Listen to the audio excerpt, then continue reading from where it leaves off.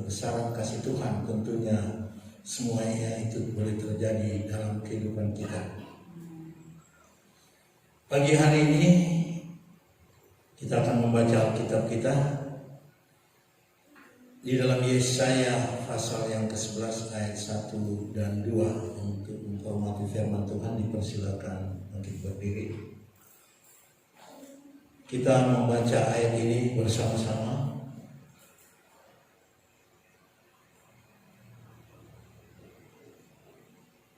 Dengan hitungan yang 1 sampai yang ketiga. Yesaya 11 1 dan 2.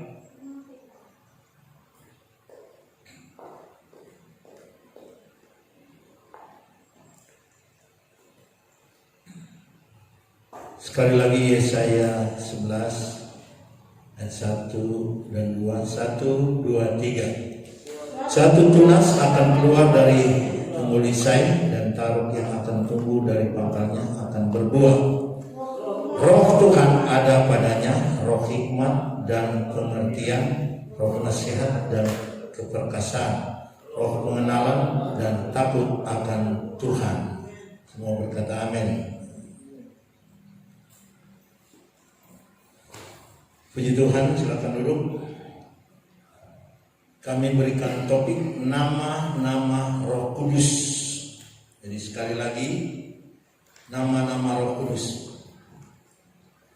Kalau kemarin kita sudah dengarkan khotbah seri, yaitu seri pertama sampai 4, kita sudah dengar tentang ketuhanan Roh Kudus, yaitu melalui sifat-sifat ketuhanan Roh Kudus, pekerjaan ilahi yang dikerjakan Roh Kudus, bahkan namanya disebut sama-sama dengan nama Allah dan Kristus, atau dengan nama Bapa dengan Kristus. Roh Kudus disebut Allah dan Tuhan. Kemudian Roh Kudus menaati perintah dari Allah Bapa dan Allah Anak. Dan saat ini kita akan masuk dalam pelajaran yang berikutnya tentang nama-nama Roh Kudus sesuai dengan topik kita, yaitu nama Roh Kudus menyatakan hubungannya dengan Allah Bapa, dan ia bisa disebut dengan yang pertama, yaitu roh dari Allah yang hidup. Jadi sekali lagi dia bisa disebut dengan roh dari Allah yang hidup. 2 Korintus pasal yang ketiga ayat yang ketiga. Kalau saudara membuka dan membaca, dikatakan begini: karena telah ternyata bahwa kamu adalah surat Kristus yang ditulis oleh pelayanan kami, ditulis bukan dengan tinta tetapi dengan roh dari Allah yang hidup, bukan pada loh-loh batu, melainkan pada loh-loh daging, yaitu dalam hati manusia. Jadi pertama-tama di sini kita melihat bahwa roh dari Allah yang hidup.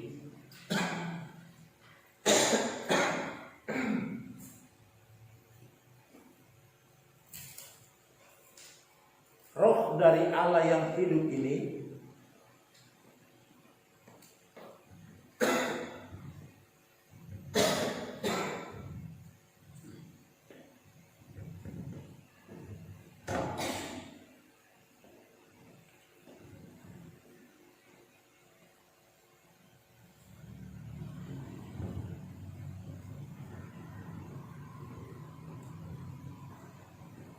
jadi saudara yang dikasih Kristus, bahwa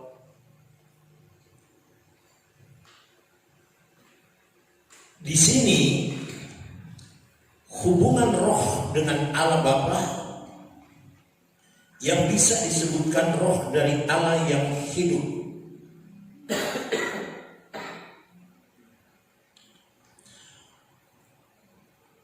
Roh dari Allah yang hidup di sini, Paulus mengatakan bahwa pelayanan mereka atau pelayanan rasul-rasul di mana bukan ditulis dengan tinta, tetapi dengan roh dari Allah yang hidup. Juga bukan ditulis pada loh-loh batu, melainkan pada loh-loh daging, yaitu di dalam hati manusia. Jadi pelayanan firman, pelayanan yang hidup, berita sukacita, Injil Kerajaan Allah, berita tentang sorga, itu disampaikan oleh para rasul. Sebab di sini dia katakan, ternyata bahwa kamu adalah surat Kristus.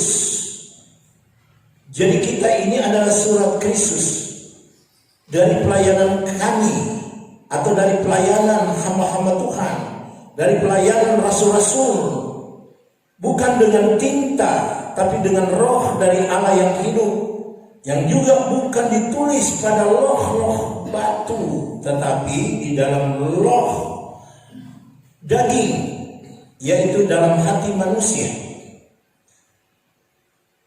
Di sini dikatakan roh Allah yang hidup itu menuliskan sesuatu di dalam loh daging kita.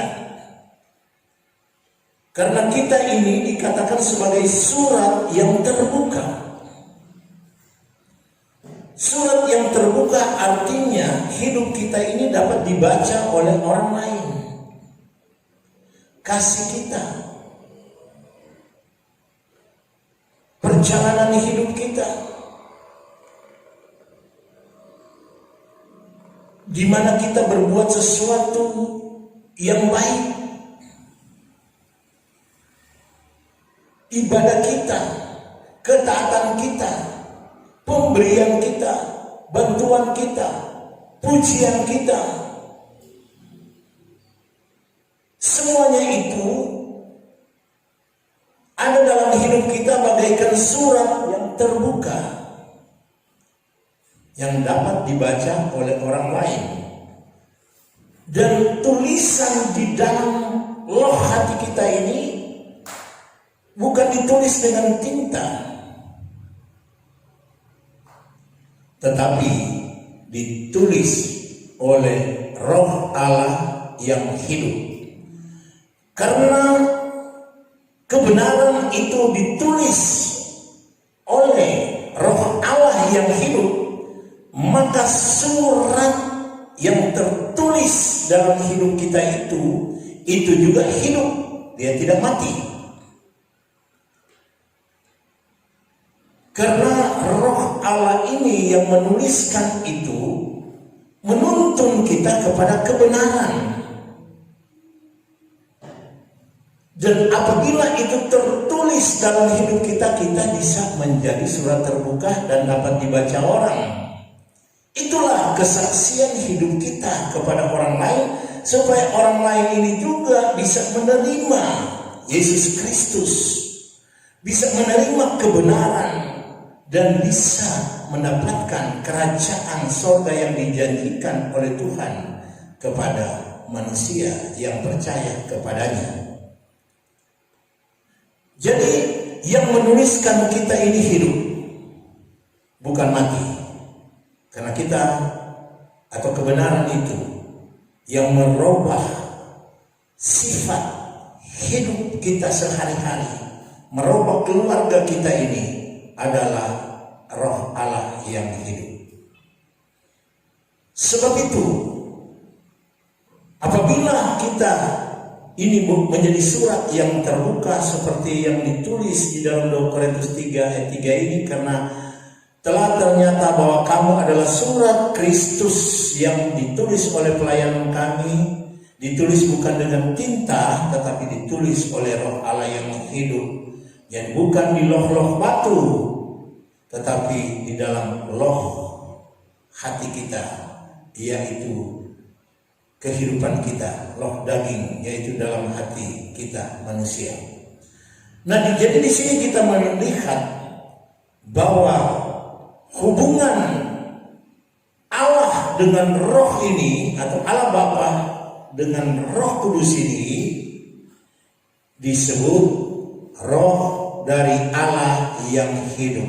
Jadi bukan roh yang mati, tapi dia adalah Roh Allah yang hidup. Juga kita lihat dalam 1 Korintus 3:16 dikatakan, tidak tahukah kamu bahwa kamu adalah bait Allah dan Roh Allah diam di dalam kamu.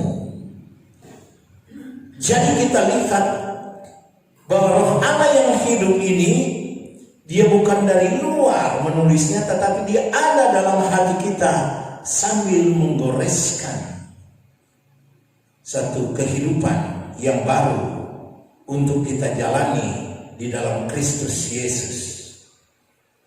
Satu kehidupan baru ini, yang dimana di dalam kita ada Roh Allah yang hidup itu, akan menghidupkan karakter kita yang baik, sifat-sifat kita yang baik.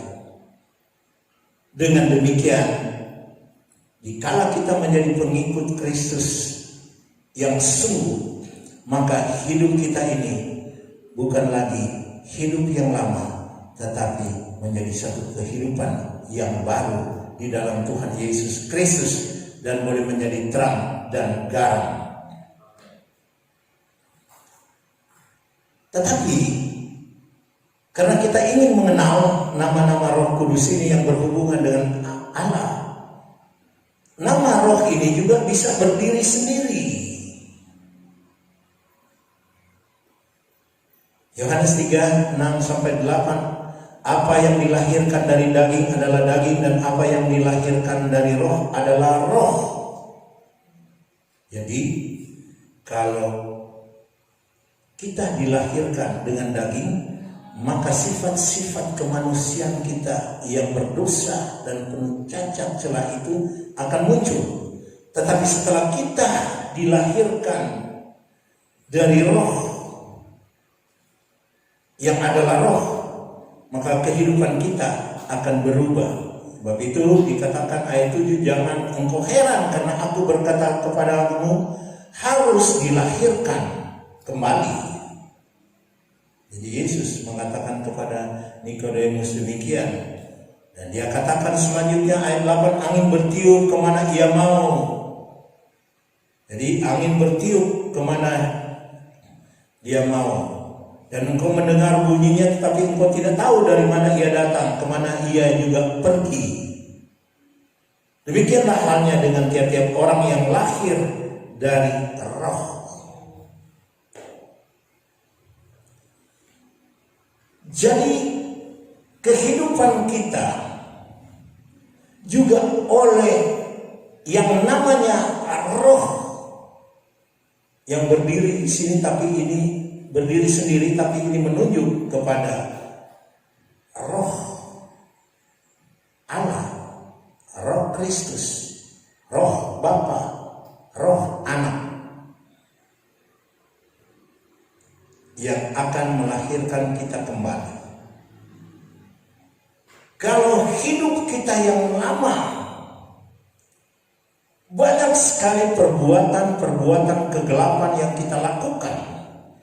Tetapi setelah roh yang hidup itu ada dalam hidup kita, dia menuliskan dalam roh hati kita kebenaran-kebenaran ilahi, apa yang harus kita buat, sehingga yang kita buat itu adalah kebenaran, kebaikan, dan orang dapat membacanya. Dan itu akhirnya oleh roh itu kita dilahirkan kembali menjadi satu kehidupan, bukan hidup yang lama, tapi hidup yang baru. Itu maksudnya. Sebab itu, saudara yang dikasihi Kristus, kemudian roh ini yang juga berdiri sendiri, bisa berdiri sendiri, atau juga bisa dikatakan roh Allah, roh Kristus. Namanya juga roh Tuhan Allah. Jadi lengkap lagi. roh Tuhan Allah. Di dalam Yesaya 61 ayat 1, roh Tuhan Allah ada padaku oleh karena Tuhan telah mengurapi aku. Itu yang dikatakan oleh Nabi Yesaya. Ia telah mengutus aku untuk menyampaikan kabar baik kepada orang-orang sengsara dan merawat orang-orang yang remuk hati, untuk memberitakan pembebasan kepada orang-orang tawanan dan kepada orang-orang yang terkurung, kelepasan dari penjara. Jadi untuk pelepasan, untuk pembaharuan hidup ini akan dikerjakan oleh roh Tuhan Allah yang ada kepada Yesus Kristus itu. Karena ini nubuatan tentang Yesus Kristus, di mana dia akan dipenuhi dengan roh Tuhan Allah, yaitu Roh Kudus yang sekarang ini bekerja di dalam hati saudara, yang menorehkan hal-hal yang baik, hal-hal yang kudus, hal-hal yang mulia yang untuk kita kerjakan dan lakukan itu di akhir zaman ini.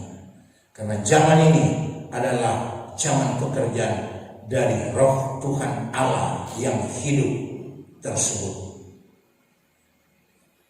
Bahkan kalau saudara lihat kembali dalam pembacaan kita, Nabi Yesaya mengatakan roh Tuhan itu yang kita sebutkan dia bisa berdiri sendiri, yang bisa menjadi disebut roh Allah, akan ada kepada Yesus Kristus. Sehingga Yesus Kristus itu memiliki roh Tuhan dan roh hikmat, roh pengertian, roh nasihat, roh keperkasaan, roh pengenalan dan takut akan Tuhan.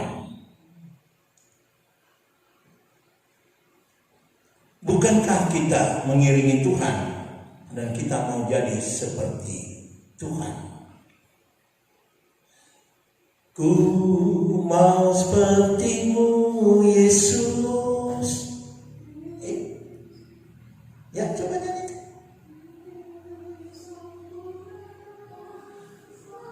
Jadi kita mau jadi seperti Kristus, disempurnakan selalu. Jadi kita dalam proses penyempurnaan. Dan kalau roh Tuhan akan ada kepada Yesus, maka roh yang sama itu yang ada dalam hidup kita, yang menorehkan di loh-loh daging hati kita ini kebenaran itu, dia akan memberikan roh hikmat kepada kita, sehingga di dalam langkah-langkah kehidupan kita, dikala kita menemui permasalahan hidup yang sulit dipecahkan, sulit dijawab, sulit dikatakan, tetapi roh hikmat itu ada kepada kita sebagaimana ada kepada Yesus, dan kita akan menjadi orang yang berhikmat, dan orang akan melihat bahwa kita memang benar menjadi surat terbuka, orang yang penuh hikmat di tengah-tengah rumah tangga kita, kehidupan kita sehari-hari. Bukan cuma roh hikmat, tapi roh pengertian. Dalam hidup kita memiliki pengertian yang tinggi, baik itu antara suami istri, baik itu terhadap anak-anak, sebaliknya seperti itu. Terhadap pelayanan pekerjaan Tuhan, kita memiliki pengertian. Dan pengertian itu yang ditorehkan oleh Roh Kudus dalam hidup kita, karena dia ada dalam hati kita, sehingga kita menjadi orang yang berpengertian. Terlebih melihat keluarga kita, melihat pelayanan pekerjaan Tuhan, pasti kita lebih mengerti. Karena pengertian itu bukan diberikan oleh roh dunia, tapi dikaruniakan, ditulis di dalam hati kita oleh Roh Kudus, sehingga kita memiliki roh, hikmat, dan pengertian tersebut. Kemudian dikatakan dan keperkasaan. Jadi kita ada roh keperkasaan. Orang yang memiliki roh keperkasaan ini, dia dapat mengalahkan semua hal-hal duniawi. Apalagi kalau cuma masalah capek. Wah, ini capek. Saya tidak mau beribadah, saya malas berdoa, mau tidur sudah kecapean, jadi langsung tidur aja. Kita perlu tahu bahwa hidup kita memiliki roh keperkasaan itu, bukan roh yang lemah yang bisa dikalahkan hanya oleh roh dunia ini. Kita memiliki keperkasaan kok. Kenapa kita mau menjadi takut dan menjadi lemah? Dan kemudian semua hal-hal yang baik kita batalkan karena kelemahan kehidupan kita, kelemahan tubuh kita. Kita perkasa. Kalau kita menjadi umat-umat Tuhan yang perkasa, kita merebut kemenangan itu.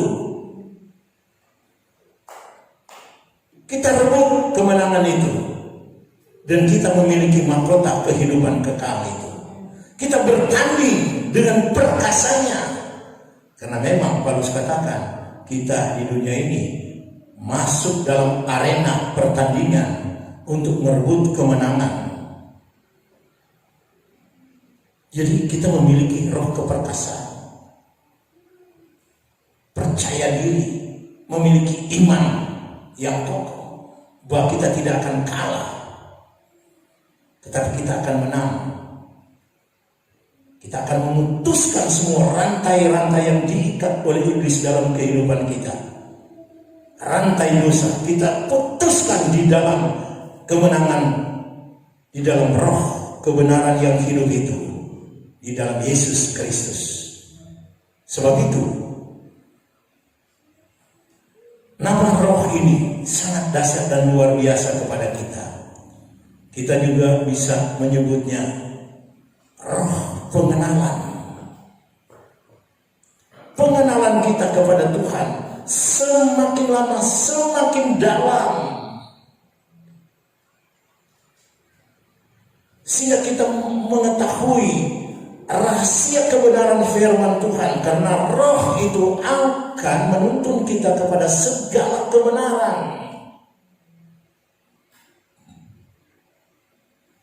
Sehingga kita mengenal semua kebenaran itu. Dan roh takut akan Tuhan. Takut akan Tuhan bukan lari jauh dari Tuhan. Wah, karena roh dari Tuhan itu adalah roh takut akan Tuhan, kemudian kita jauh dari Tuhan. Takut akan Tuhan ini adalah takut untuk berbuat sesuatu, bukan takut Tuhan terus lari ngeri Tuhan itu, bukan. Yang dikatakan di sini kita memiliki roh takut akan Tuhan, artinya kita tidak mau berbuat sesuatu, kita takut, kita mau lakukan kebenaran, kita mau beribadah sungguh-sungguh kepada Tuhan. Bukan kita lari dari Tuhan. Jadi di sini roh pengenalan dan roh takut akan Tuhan kita miliki, dan kita menjadi umat-umat Tuhan pemenang. Dikatakan kita lah umat pemenang, kita umat pemuji. Jadi roh Tuhan bawa kita untuk menjadi umat yang menang dan menjadi umat yang pemuji, yang takut akan Tuhan, takut berbuat dosa-dosa yang dilarang oleh Tuhan. Roh Kudus kiranya menuntun kita. Roh Tuhan yang hidup kiranya menggoreskan di dalam hati kita hukum-hukum Yesus Kristus, yaitu kasih kepada Allah dan kasih kepada sama manusia. Jadi hukum kasih tergores benar dalam roh hati kita. Tuhan Yesus memberkati kita. Amin.